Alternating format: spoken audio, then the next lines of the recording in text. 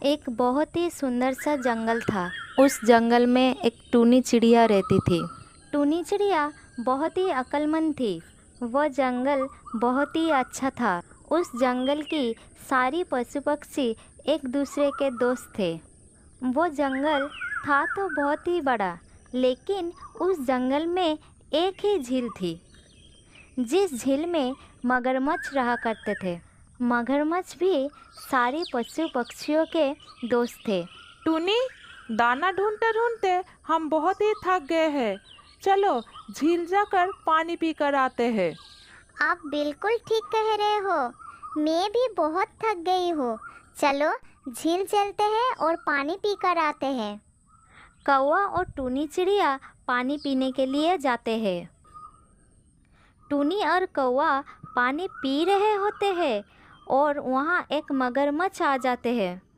टूनी, मेरी बात का बुरा मत मानना, लेकिन मैं तुम पक्षियों को अब इस झील में पानी पीने नहीं दूंगा।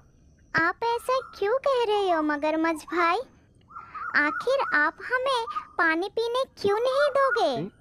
कितने सालों से हमारे जंगल में बारिश नहीं हुई है, जिस कारण हमारा झील का पानी सूख रहा है। अब अगर तुम पक्षी भी इस झील से पानी पियोगे तो हमारा क्या होगा?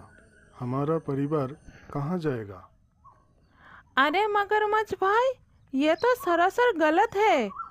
अगर हम पक्षी इस झील से पानी नहीं पिएंगे तो हम कहाँ से पानी पिएंगे?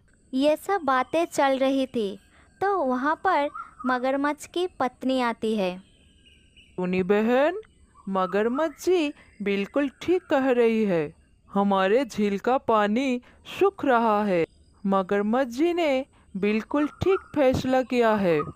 आज के बाद अगर कोई पक्षी इस झील से पानी पीने आएगा तो हम उसे भगा देंगे। मगरमच्छ की बात सुनकर वो दोनों उड़कर चला जाते हैं। टूनी, ये तो बहुत ही बड़ी समस्या हो गई। अब हमारा क्या होगा? हम कहाँ से पानी पिएंगे? तुम बिल्कुल ठीक कह रही हो। ये बहुत ही बड़ी समस्या है, लेकिन मगरमच्छ भैया गलत नहीं कह रहे हैं। उन्हें अपनी परिवार की चिंता है। तुम ठीक कह रही हो टूनी, लेकिन अब हम पक्षी कहाँ से पानी पिएंगे? हमारे जंगल में तो और कोई दूसरी झील भी नहीं है जहाँ से हम पानी पिएंगे। हाँ काग भैया, हमें कुछ न कुछ तो सोचना ही पड़ेगा। हम पक्षी पानी के बिना रह नहीं सकते। टूनी और कौवा बातें कर रहे होते हैं, तब वहाँ पर कबूतर आते हैं। अरे अरे, अकेले अकेले क्या बात हो रहा है? मुझे भी तो बताओ जरा। टूनी और कौवा कबूतर को सारी बात बताते हैं। आप दोनों बिल्कुल ठीक कह रही हो। मैं अब झील से ही आ रही हूँ। मैं जब झील के पास पानी पीने गई तो मगरमच्छ भैया मुझे भगा दिया और उन्होंने मुझे धमकी भी दी। अगर मैं दोबारा पानी पीने गई तो वो मुझे मारकर खा जाएगा। हमें इस समस्या का हल निकलना ही पड़ेगा। अगर आप दोनों मेरे बात मानो तो मेरे पास एक उपाय है जिसमें हमारी समस्या का हल हो सकता है। हाँ हाँ, क्यों नहीं, जल्दी बताओ, क्या उपाय है तुम्हारे पास? हमारे जंगल में कितने सालों से बारिश नहीं हुई है। अगर हम बादल भैया के पास जाए और उन्हें कहे कि वो हमारे जंगल में बारिश कर दे तो हमारी समस्या हल हो सकती है। तुम तो बहुत ही अक्लमंद हो। क्या उपाय निकाला है तुमने? टूनी, कौवा और कबूतर बादल के पास जाते हैं और बादल से कहते हैं, बादल भैया, कृपया हमारी मदद कर दो। हमारे जंगल में बारिश कर दो। कितने सालों से हमारे जंगल में बारिश नहीं हुई है, जिस कारण हमारी झील का पानी सूख गया है। मुझे माफ़ कर दो टूनी, मैं तुम्हारी जंगल में बारिश नहीं कर सकती क्योंकि हम बादलों ने अभी पानी जमा नहीं किया है। हमें पानी जमा करने में अभी बहुत वक्त लगेगा। कोई बात नहीं बादल भाई, हम कुछ और सोच लेंगे। अगले दिन एक तोता पानी पीने के लिए झील में आते हैं। अरे बाप रे, कितने प्यास लगी है। अब ठंडा ठंडा पानी पीऊंगा और अपनी प्यास बुझाऊंगा। तोता पानी पी रहा होता है तो वहाँ पर वो मगरमच्छ आ जाते हैं। तोता, तुम यहाँ से चले जाओ, मैं तुम्हें इस झील से पानी पीने नहीं दूंगा। अरे मगरमच्छ भाई, ऐसे कैसे मैं अपनी प्यास बुझाऊंगा? मैं इस झील का ठंडा पानी जरूर पीऊंगा। लगता है तुम्हें समझ नहीं आई मेरी बात। तोता, अब तुम्हारे साथ बुरा व्यवहार करना ही पड़ेगा। अगर अब तुम यहाँ से नहीं गए तो मैं तुम पर हमला कर दूंगा और तुम्हें खा जाऊंगा। तोता मगरमच्छ की बात सुनकर डर जाते हैं और वहाँ से चला जाते हैं। तोता उड़कर टुनी के पास जाते हैं।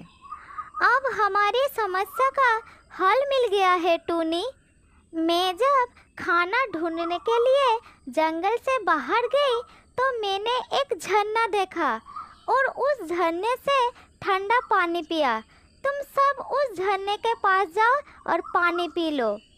अरे वाह तोता बहन, तुमने बहुत अच्छी खबर दी है।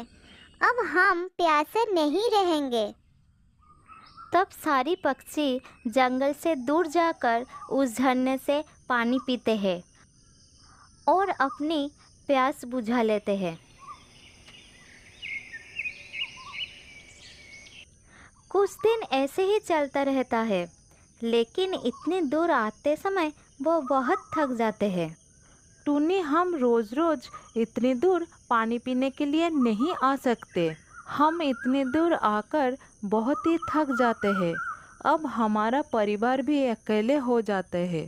तुम बिल्कुल ठीक कह रही हो, लेकिन हम क्या करें? हमारे पास इस समस्या का कोई हल नहीं है। मैं भी पानी पीने के लिए अपने बच्चों को छोड़कर आती हूँ। उसकी वजह से मैं बहुत चिंतित रहती हूँ। हमें कोई ना कोई हल निकालना ही पड़ेगा। कुछ देर बाद वो सब अपने घर लौट आते हैं। उन्हें कुछ देर सोचती है और उसके दिमाग में एक उपाय आ जाता है। देखो, मेरे दिमाग में एक उपाय आया है। अगर झरने से लेकर झील तक एक खड्डा खोद दे तो झरने का पानी झील तक आ सकता है और हमारे झील का पानी भी नहीं सूखेगा। मगरमच्छ भैया को भी कोई समस्या नहीं होगा।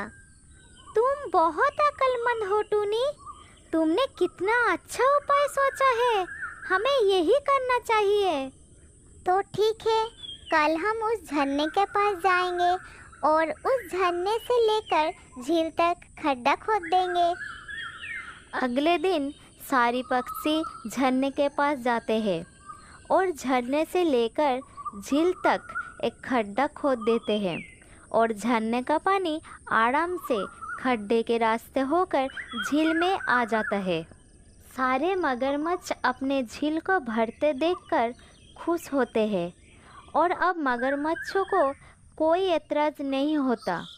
ये सब कुछ देखकर जंगल के सारे पक्षी भी बहुत ही खुश हो जाते हैं और टूनी का शुक्रिया करने लगते हैं। तुम्हारा बहुत शुक्रिया टूनी।